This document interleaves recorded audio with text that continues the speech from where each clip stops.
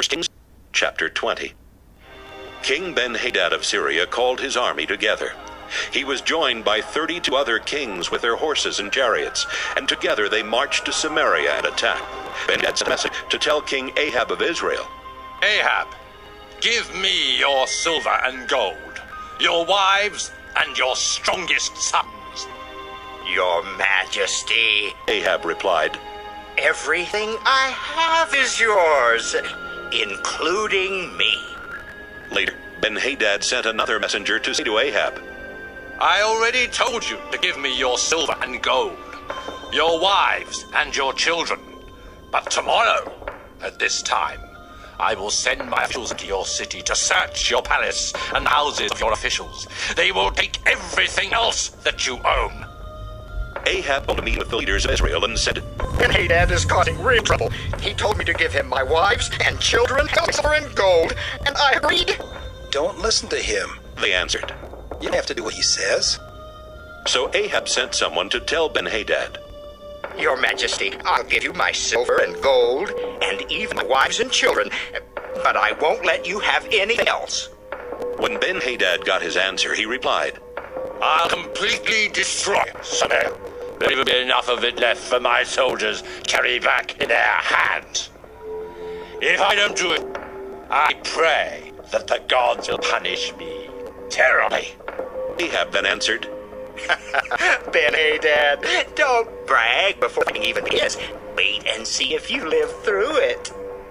Meanwhile, Ben-Hadad and the other kings had been drinking in their tents. But when Ahab's reply came, he ordered his soldiers to prepare to attack Samaria, and they all got ready.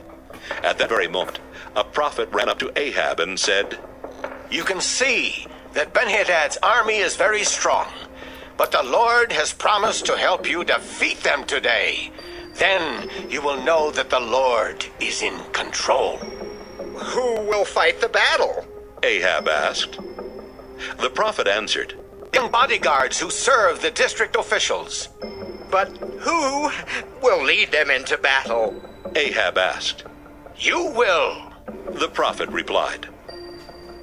So Ahab called together the 232 young soldiers and the 7,000 troops in Israel's army, and he got them ready to fight the Syrians. At noon, King Ahab and his Israelite army marched out of Samaria with the young soldiers in front.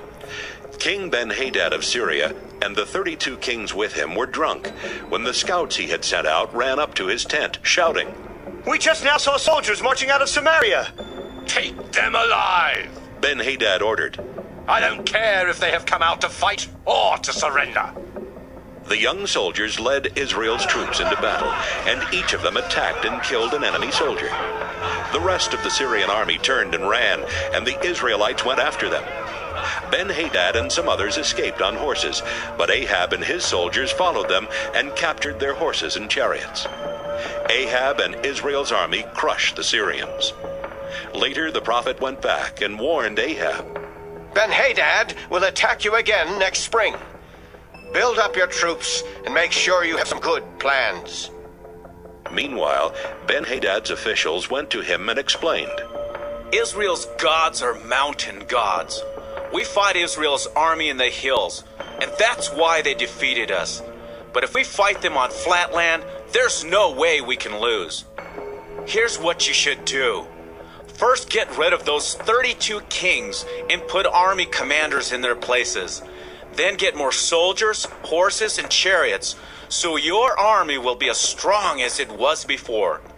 We'll fight Israel's army on flat land and wipe them out. Ben-Hadad agreed and did what they suggested.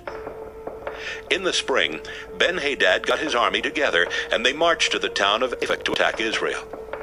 The Israelites also prepared to fight. They marched out to meet the Syrians, and the two armies camped across from each other. The Syrians covered the whole area, but the Israelites looked like two little flocks of goats. The prophet went to Ahab and said, The Syrians think the Lord is a God of the hills and not of the valleys. So he has promised to help you defeat their powerful army. Then you will know that the Lord is in control.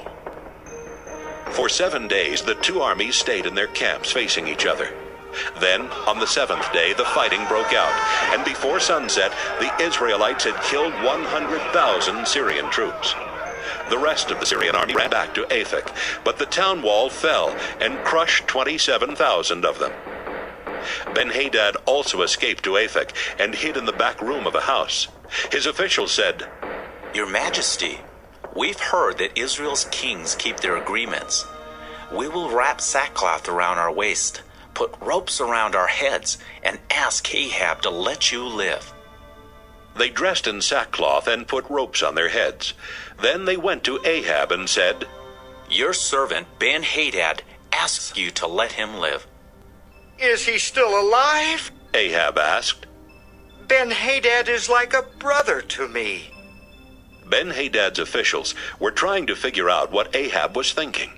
And when he said brother, they quickly replied, You're right. You and Ben-Hadad are like brothers. Go get him, Ahab said. When Ben-Hadad came out, Ahab had him climb up into his chariot. Ben-Hadad said, I'll give back the towns my father took from your father. And you can have shops in Damascus, just as my father had in Samaria. Ahab replied, If you do these things, I'll let you go free. Then they signed a peace treaty, and Ahab let Ben-Hadad go. About this time, the Lord commanded a prophet to say to a friend, Hit me! But the friend refused, and the prophet told him, You disobeyed the Lord, and as soon as you walk away, a lion will kill you. The friend left, and suddenly a lion killed him. The prophet found someone else and said, Hit me! So this man beat him up. The prophet left and put a bandage over his face to disguise himself. Then he went and stood beside the road, waiting for Ahab to pass by. When Ahab went by, the prophet shouted, Your Majesty, right in the heat of battle, someone brought a prisoner to me and told me to guard him. He said if the prisoner got away, I would either be killed or forced to pay 75 pounds of silver. But I got busy doing other things, and the prisoner escaped. Ahab answered, You will be punished just as you have said. The man quickly tore the bandage off his face, and Ahab saw that he was one of the prophets. The prophet said, The Lord told you to kill Ben-Hadad, but you let him go. Now you will die in his place, and your people will die in place of his people. Ahab went back to Samaria, angry and depressed. 1 Kings, chapter 21. The vineyard of Israel near King Ahab's palace.